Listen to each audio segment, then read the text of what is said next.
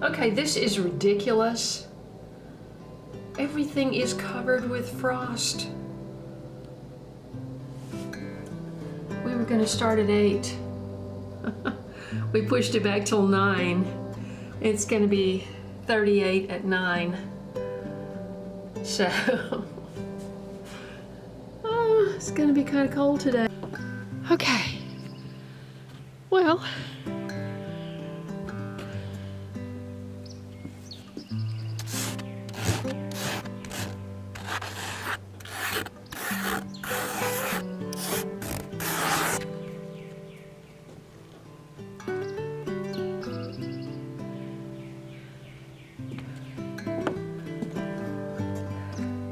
hard to believe it was high 70s this week. It's after 8 a.m. and I'm walking on crunchy clover, lilac bushes were literally just about to bloom, and then we get sacked with this cold. This project over here has just been pushed to the side for a little while. Okay, I have to go back in. Burr. One day I'm gonna get my windows washed. My goodness. The rhododendrons are catching the morning light right there. Oh, they need water. Okay. Soon. Give me an hour. Okay? Look at these gorgeous blooms. Oh, how did I get so lucky? You know, I have not tried to pollinate these myself, but I'm sure that I should. There's one of my hares. And you have long hair, you have these things. How gorgeous. Oh, if I got lemons. Oh, if I got lemons. This is the best time of day for the sunroom.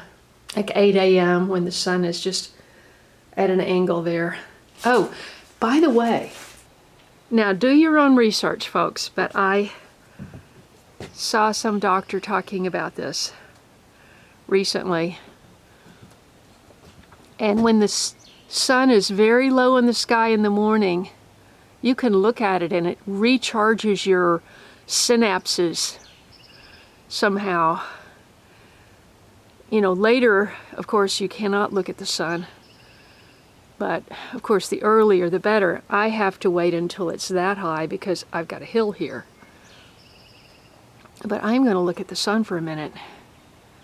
Because, boy, do I need my synapses recharged, reset.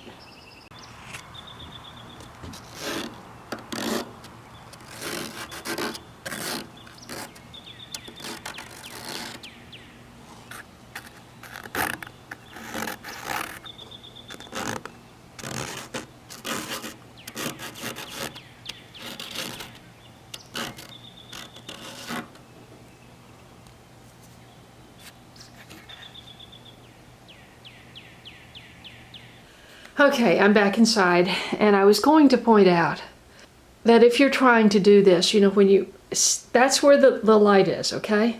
And I do have, you can put grow light bulbs in your overhead fixture, which I do,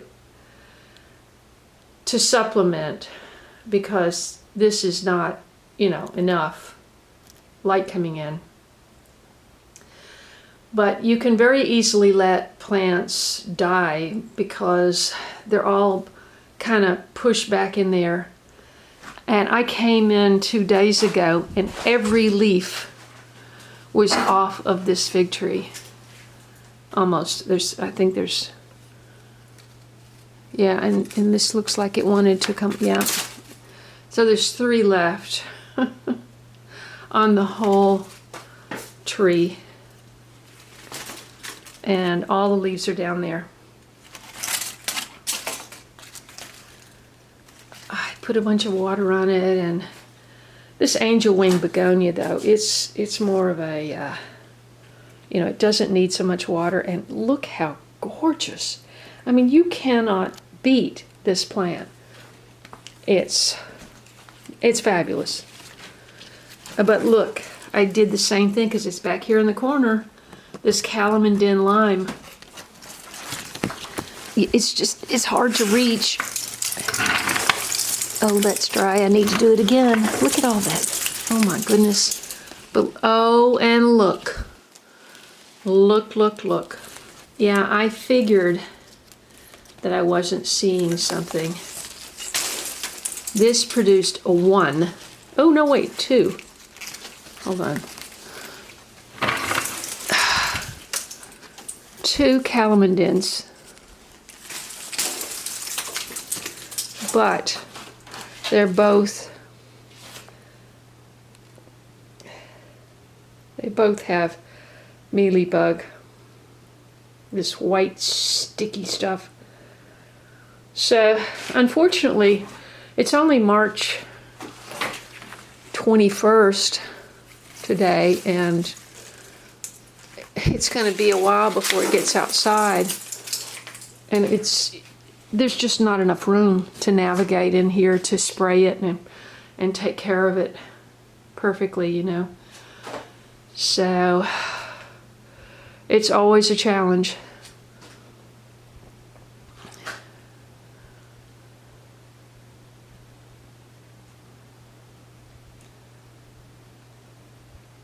Just a quick look at some of my seedlings. These are calendula over here. And these are so tiny. Lemon mint.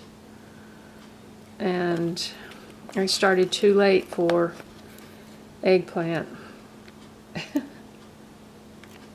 I don't think that's gonna quite cut the mustard, so to speak. This is one of my black cumin, looking pretty good. And this is celosia flowers. And here are my tomatoes. And when I potted these up, I only took 1. So each one of these just had 1. And I see that now I have 49, not 50. These I said, oh my goodness, I'm not gonna, oh, what happened here? Yeah. So these I said, oh, it's just too much work.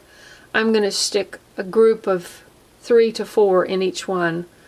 So basically I have 150 plus another 100, so probably about 250 tomato seedlings. And I'm probably only gonna have no more than 50 plants. So it will be the survival of the fittest. You know, we're in March and it'll just be whatever does well for another month. Well, 6 weeks inside. And it's hard to keep things looking good all of that time. Look, here's the other black cumin. I have had no success with this until this is the first time. So I'm very excited. This is that cardinal basil. Remember I had that video on making the pesto out of the cardinal basil. It's so gorgeous. And this is fennel. And they're so airy-fairy. I just stuck about 6 in each one of these. And we'll see. I'll thin those out. Oh, they're starting to get their true leaves in there. Aren't they cute? And this is stevia. Over here, the Greek oregano's doing fantastic. I'm just going to plant these in bunches and not try to separate them out. I went ahead and seeded my cucumbers, and they're ready to be potted up. This is true hyssop as opposed to anise hyssop, so I've never grown that. And this is aster. Look how tiny. I mean, aster blooms in the late summer. So I'm hopeful. This I don't know if this is going to make it, but this is globe artichoke. And of course you've got, all these are peppers. And peppers and a couple of more tomatoes. This is borage. I had such incredible borage that I grew in my California garden.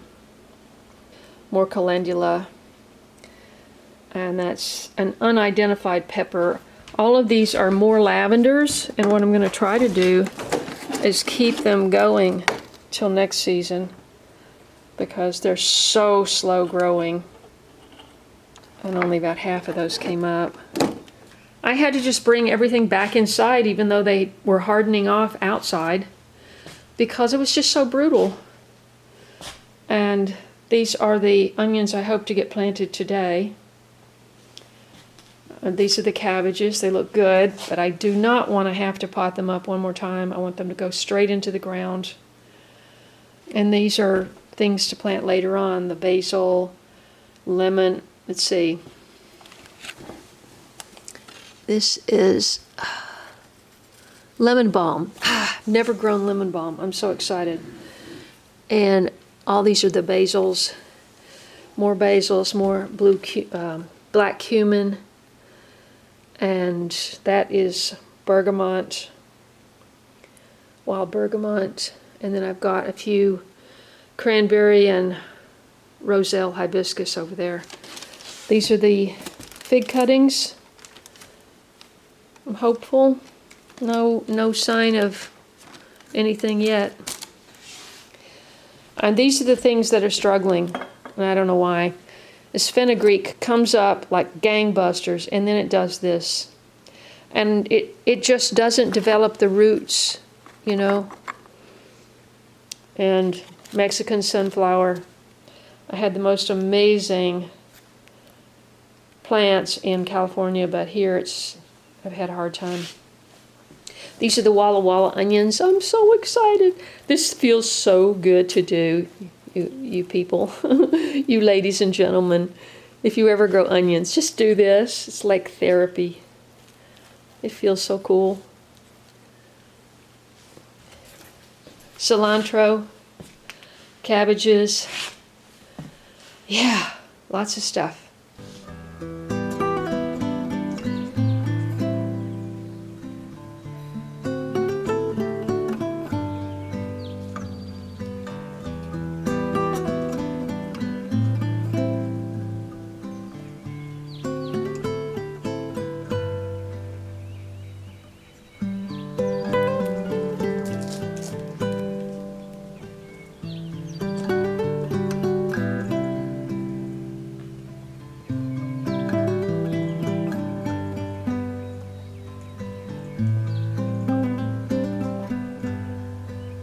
Things are progressing here on the homestead, and I had 20 hazelnut bushes that I picked up in Illinois, and 22, and they got planted in this beautiful arc.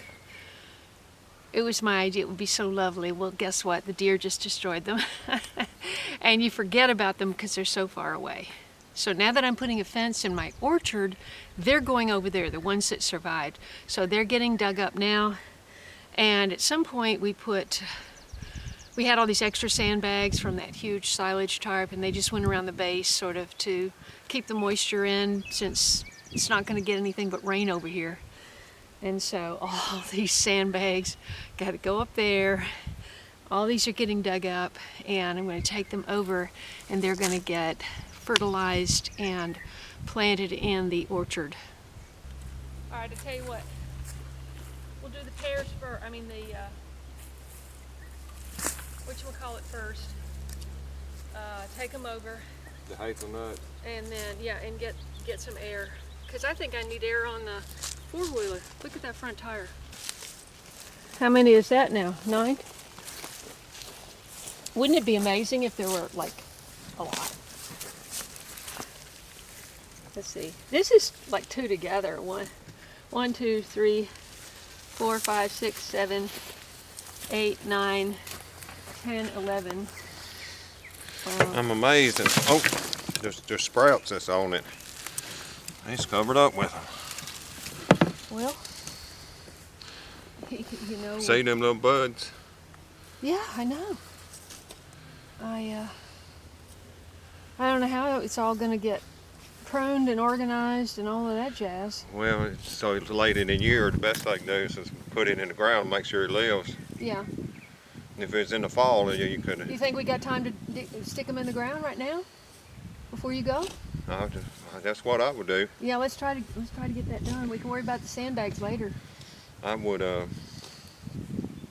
I said, if we done it back November, we could have split them. I know. And you'd had. I know. 50. I know. But where am I going to put 50? I don't know, but you just was telling you. The reason you got so many little sprouts coming up. Yeah, the reason we're moving it is because they're going to go inside the. Now, when it comes fall this year, that's when you want to you need to divide them. Okay. You need to separate them so they grow individually. But you've got to make sure they live. That's the main thing, because it's pretty late in the year to be doing this. Yeah, I know. But, you know, get a good dirt and get some water on them, they'd be good. All right, so Chase, open up that fence. Fencing. I think we can set it right on top of it. Can we stick it in the ground and root it, or? Or maybe see if you could straighten this out a little bit, Chase. Looks good. I mean, it's used, so it's. Look, I cut 3 living branches. That was dumb. Okay, let's head up to the location.